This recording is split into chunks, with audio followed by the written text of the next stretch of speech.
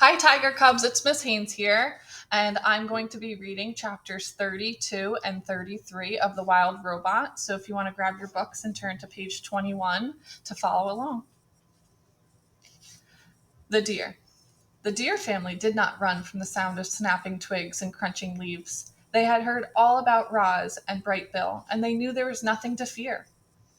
Crown Point stood before his doe and his three spotted fawns, and the family watched as the robot approached with the gosling on her shoulder. Hello, dear. My name is Roz, and this is Bright Bill. We are looking for a doe named Tawny. Crown Point moved aside, and the doe silently stepped forward. Mr. Beaver helped us build a lodge, said Roz, and he thought you might help us grow a garden. Mr. Beaver helped you? Came Tawny's gentle voice. You must have done something for the beavers. I brought them freshly cut trees, said Roz. Tawny looked at Crown Point, and the buck slowly nodded. I will help you grow a garden, said the doe to the robot, if you will let my family eat from it.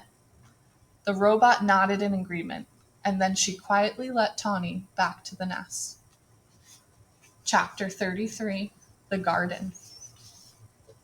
After inspecting the grounds, Tawny asked Roz to remove all the dried brambles and weeds and leaves from the garden area. She asked her burrowing friends, the moles, the groundhogs, to dig through the dirt and loosen the soil. And then she asked all the neighbors to do something rather peculiar. Please leave your droppings around the nest. The more droppings, the richer the soil, the healthier the garden.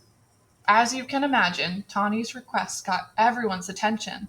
The place was soon crawling with woodland creatures, curious to hear more about the garden project. And just like that, the robot was meeting her neighbors. The plan to help her make friends was already starting to work. There was a festive feeling around the nest that day. Animals were coming and going and chatting and laughing.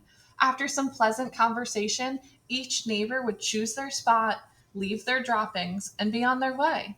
And always with a smile. We're happy to help, said two smiling weasels after finishing up their business. It was our pleasure, said a flock of smiling sparrows before they flew away. I shouldn't be much longer now, said a smiling turtle as he slowly made his contribution. As all this was going on, Roz walked around and thanked everyone. I am not capable of defecating, she explained, so your droppings are most appreciated. Once the grounds were fertilized, it was time for the plants. Tawny brought Roz and Bright Bill out to a lush meadow. The robot sank her fingers into the ground and felt the spongy layer of roots below the grass. Slowly, carefully, she rolled up wide strips of sod, exposing the dark, wormy soil. She carried the rolls back to the nest and spread them out to make a patchy lawn.